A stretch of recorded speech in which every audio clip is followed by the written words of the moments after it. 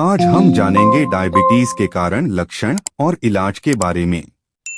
Diabetes mellitus को आमतौर पर डायबिटीज, शुगर और मधुमेह भी कहा जाता है।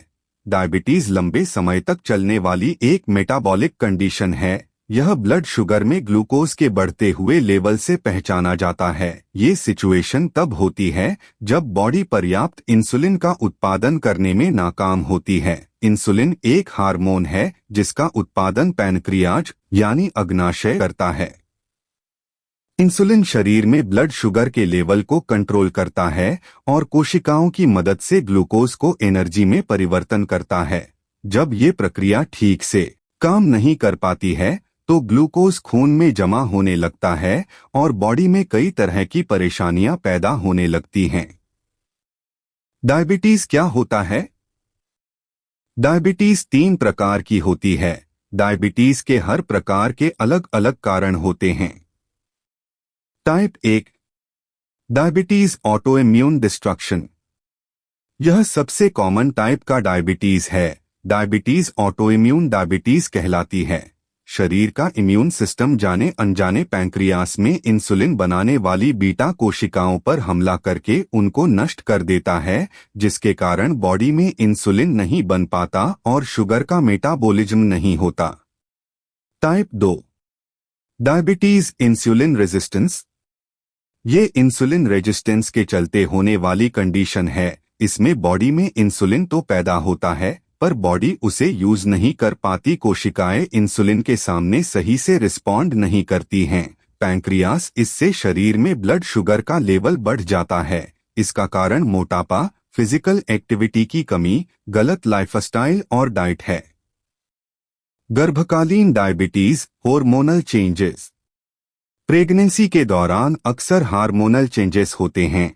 इसके चलते शरीर इंसुलिन के प्रति कम रिएक्ट करता है। आमतौर पर ये सिचुएशन डिलीवरी यानी बच्चे के जन्म के बाद सही हो जाती है, लेकिन इसके चलते आगे जाकर डायबिटीज टाइप 2 होने के रिस्क बढ़ जाते हैं। डायबिटीज होने के क्या कारण हो सकते हैं? शरीर की कई स्थितियां डायबिटीज के रिस्क यानी जोखिम बढ़ा सकती हैं, जैसे 1 फैमिली हिस्ट्री। डायबिटीज की फैमिली हिस्ट्री होने से डायबिटीज टाइप 1 और डायबिटीज टाइप 2 होने का रिस्क बढ़ जाता है। 2 उम्र। 35 साल की उम्र के बाद डायबिटीज टाइप 2 का रिस्क काफी बढ़ जाता है। 3 मोटापा। शरीर पर जमा एक्स्ट्रा फैट यानी चर्बी, खास तौर पर बैली फैट यानी पेट के आसपास की चर्बी डायबिटीज का एक बड़ा रिस्क है। 4 फिजिकल एक्टिविटी की कमी। फिजिकल एक्टिविटी की कमी और सुस्त लाइफस्टाइल इंसुलिन रेजिस्टेंस में काफी अहम भूमिका निभाती है। 5 गलत डाइट। ज्यादा मीठी चीजें, प्रोसेस्ड फूड और अनहेल्दी फैट को डाइट में शामिल करना भी डायबिटीज के रिस्क को बढ़ा देता है। 6 पिछली प्रेगनेंसी। जिन महिलाओं को प्रेगनेंसी के दौरान डायबिटीज हो जाती है उनको आगे जाकर डायबिटीज टाइप 2 का रिस्क बढ़ जाता है। डायबिटीज के लक्षण क्या हैं?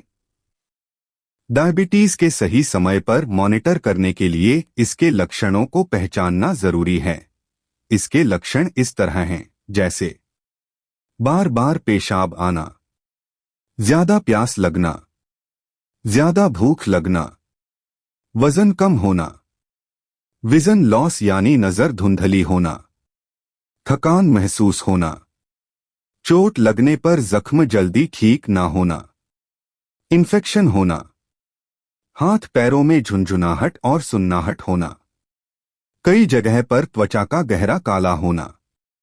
डायबिटीज की पहचान कैसे करें?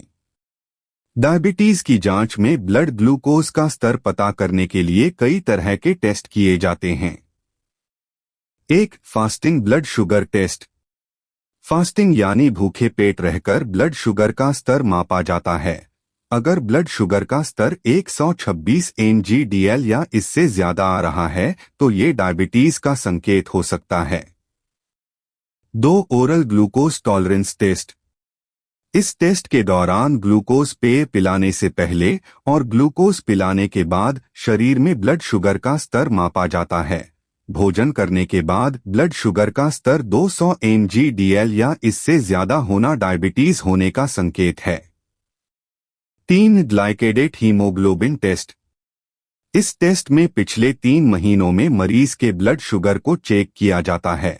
4.00, 5.60 या उससे अधिक स्तर आने पर डायबिटीज होने का संकेत है।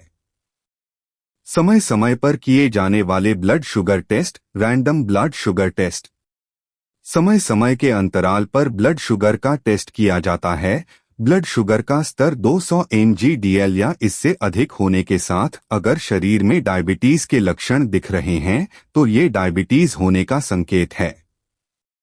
डायबिटीज को कैसे मॉनिटर किया जा सकता है? देखा जाए तो डायबिटीज एक लंबी चलने वाली बीमारी है, लेकिन इसे सही तरीके से मैनेज किया जाना संभव है। कुछ खास मामलों में विभिन्न तरीकों की मदद से इसे रोका जा सकता है। दवाई के जरिए। 1. लाइफस्टाइल में बदलाव। हेल्दी डाइट, साबुत अनाज, लीन प्रोटीन, हेल्दी फैट के साथ साथ डाइट में फल और सब्जियों को शामिल करने पर जोर दें। मीठी चीजों और मीठे ड्रिंक्स का सेवन करने से बचें। 2. Regular exercise. नियमित रूप से एक्सरसाइज यानी व्यायाम करने से इंसुलिन सेंसिटिविटी बढ़ती है और वजन भी कंट्रोल में रहता है। हर हफ्ते कम से कम 150 मिनट की मध्यम एरोबिक एक्सरसाइज या 75 मिनट की इंटेंस एक्सरसाइज का टारगेट रखना चाहिए। 3. Weight management. ज्यादा वजन, खासतौर पर बैली फैट यानी पेट के आसपास की चर्बी को कम करने से इंसुलिन सेंसिटिविटी बढ़ती है और डायबिटीज के जोखिम कम हो जाते हैं। 4. मॉनिटरिंग और एजुकेशन। ब्लड शुगर के स्तर पर नजर रखना। ब्लड शुगर के स्तर की लगातार निगरानी करके शरीर की स्थिति को मैनेज करने, सही डाइट लेने, सही एक्सरसाइज करने और दवा लेने में मदद मिलती है। 5. Diabetes education.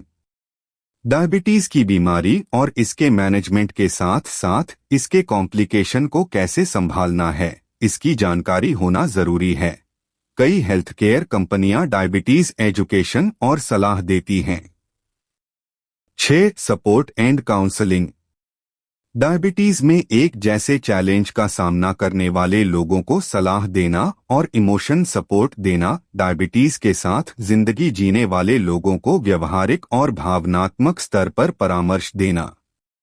डायबिटीज के सटीक इलाज के लिए सही समय पर इसकी जांच और डॉक्टर की सलाह लेना जरूरी है। शुरुआती लक्षणों की पहचान जरूरी है। जो लोग अपनी डायबिटीज को सही तरीके से मैनेज करना चाहते हैं उन्हें आज ही लक्ष्मी हॉस्पिटल पैथ लैब्स के साथ डायबिटीज टेस्ट के लिए बुक करना चाहिए, जिससे उन्हें सारे इंपॉर्टेंट पैरामीटर्स की रेंज मिल सकती है। ध्यान रहे कि किसी भी जांच से पहले डॉक्टर का परामर्श जरूरी है। 1. डायबिटीज के 5 कॉमन लक्षण क्या है? डायबिटीज के 5 आम लक्षण ये हैं। बार बार पेशाब आना, ज्यादा भूख लगना, ज्यादा प्यास लगना, वजन में कमी आना, थकान। 2. डायबिटीज के क्या कारण हैं? आनुवांशिक कारणों के साथ साथ इंसुलिन रेजिस्टेंस और ऑटोइम्यून डिस्ट्रक्शन डायबिटीज के कारण हैं। 3. ब्लड में शुगर का स्तर कैसे कम करें? हेल्दी डाइट, रेगुलर एक्सरसाइज, बताई गई दवाओं का सेवन करने, तनाव को कम करने, पर्याप्त पानी पीने और नियमित तौर पर ब्लड शुगर का स्तर मापने से ब्लड शुगर को कम किया जा सकता है। 4. ब्लड शुगर का औसत स्तर कितना रहना चाहिए? एक औसत fasting blood sugar level 70-99 mg/dl होता है। भोजन करने के बाद इसका स्तर 140 mg/dl होना चाहिए।